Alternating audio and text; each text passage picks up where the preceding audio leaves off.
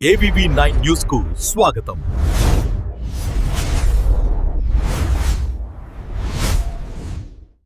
Auto తోలితే డబ్బులు వస్తాయి.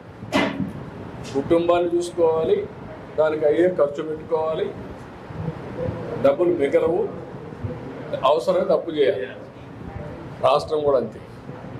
ఇప్పుడు నాకు ఏంటంటే అదేమా అన్నీ చూద్దాం, కానీ నేను ఎందుకన్నానంటే నేను కూడా ఏం చేయాలి, మీకు జీతాలు ఇవ్వాలి, వాళ్ళకి పింఛన్లు ఇవ్వాలి, పేదవాళ్ళకి భోజనం పెట్టాలి, ఆటో డ్రైవర్ సేవలో 15,000 ఇవ్వాలి, ఒక పక్క అభివృద్ధి చేయాలి, సంపద సృష్టించాలి, ఆదాయం పెంచాలి, పెంచిన ఆదాయం మీరు ఖర్చు పెట్టాలి.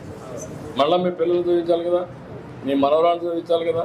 చదివించుకుంటూ ఏమంటావు, నా మారి గారు నా మనవరాళ్ళు కష్టపడకూడదు అనుకుంటున్నావు కదా, వాస్తవనా కదా. ఇవన్నీ బ్యాలెన్స్ చేయాలి. ఆ పనే చేస్తాను రాత్రి మరుగుళ్ళు.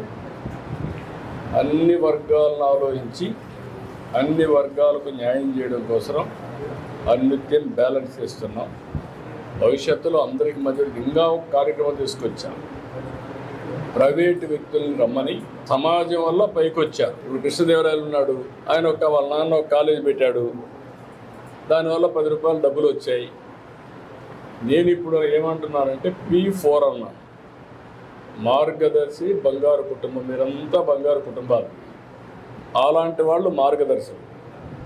వాళ్ళు మిమ్మల్ని దత్తత తీసుకోవాలి. ఒక వ్యక్తి శక్తిని బట్టి 5 కుటుంబాలు, 10 కుటుంబాలు, 50 కుటుంబాలు తీసుకొని మిమ్మల్ని బాగు చేయాలి. ఏదో ఒకరోజు ఒక గేదెని పట్టియడం కాదు, లేకుంటే ఒకరోజు 10,000 ఇవ్వడం కాదు. మిమ్మల్ని దత్తత తీసుకొని మీ పిల్లల్ని చదివించడం, ప్రయోజకులు చేయడం, మీకుండే చిన్న చిన్న వనరులన్నీ ఉపయోగించి 10 రూపాయలు సంపాదించే మార్గాలు నేర్పించడం.